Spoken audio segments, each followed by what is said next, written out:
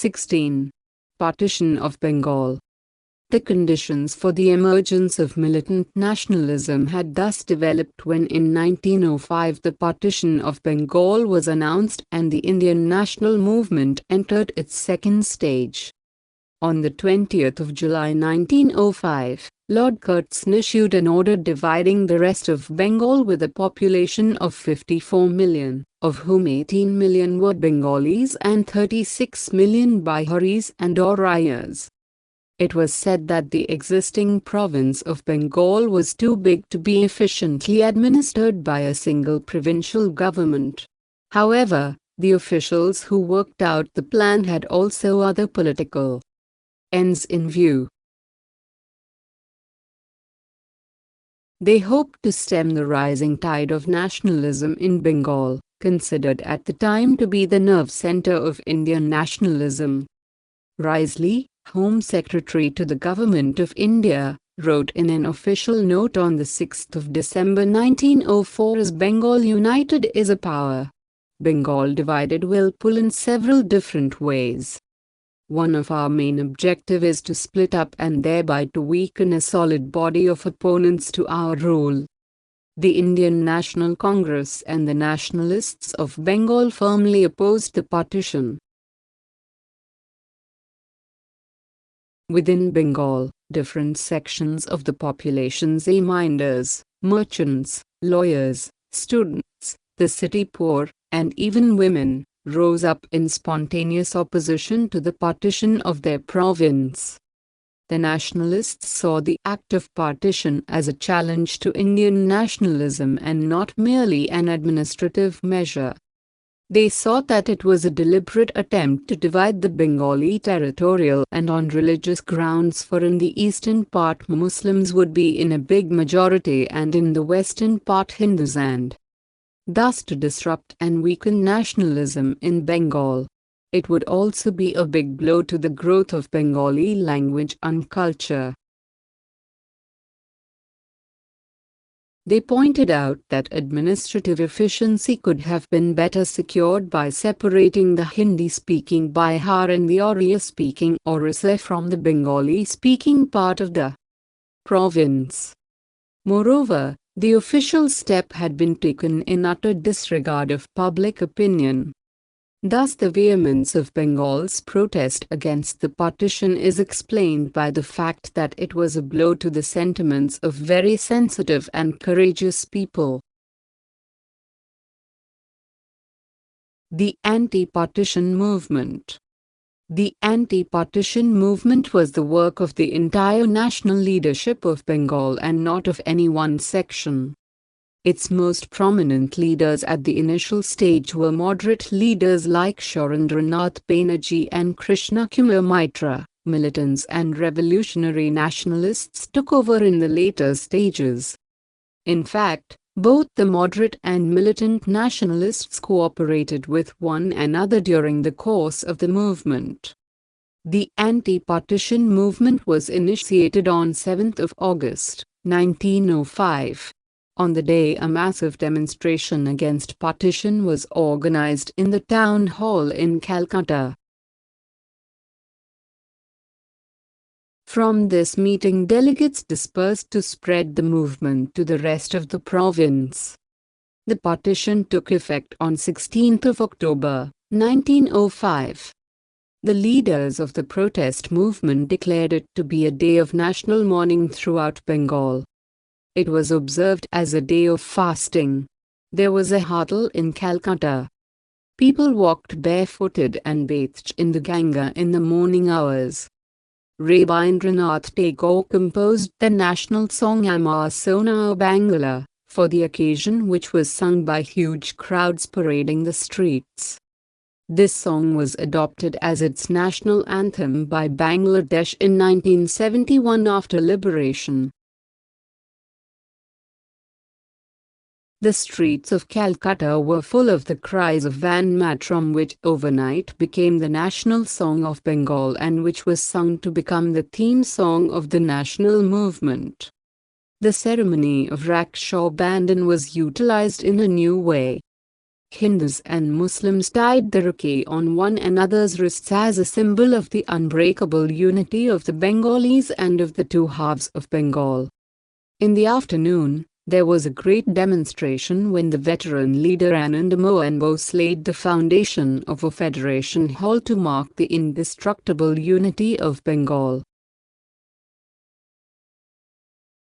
The Swadeshi and boycott.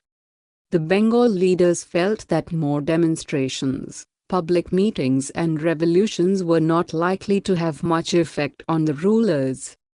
More positive action that would reveal the intensity of popular feelings and exhibit them at their best was needed. The answer was Swadeshi and boycott. Mass meetings were held all over Bengal where Swadeshi or the use of Indian goods and the boycott of British goods were proclaimed and pledged. In many places public burning of foreign cloth were organized and shops selling foreign cloth were picketed. The Swadeshi movement was an immense success. An important aspect of the Swadeshi movement was the emphasis placed on self-reliance or Atmasakti. Self-reliance meant assertion of national dignity, honor and self-confidence. In the economic field, it meant fostering indigenous industrial and other enterprises. Many textile mills, soda and match factories, handloom weaving concerns, national banks and insurance companies were opened. Carrier P.C. Ray organized his famous Bengal chemical Swadeshi stores. Even the great Rabindranath Tagore helped to open a Swadeshi store. The Swadeshi movement had several consequences in the realm of culture. There was a flowering of nationalist poetry, prose and journalism. The patriotic songs written at the time by poets like Rabindranath Tagore, Rajani Kant Sen, Syed Abu Muhammad and Mukunda Das are sung in Bengal to this day.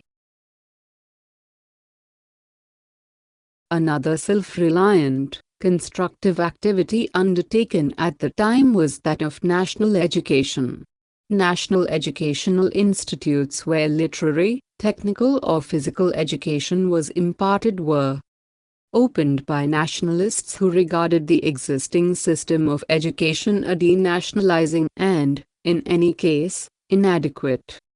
On the 15th of August 1906, a National Council of Education was set up.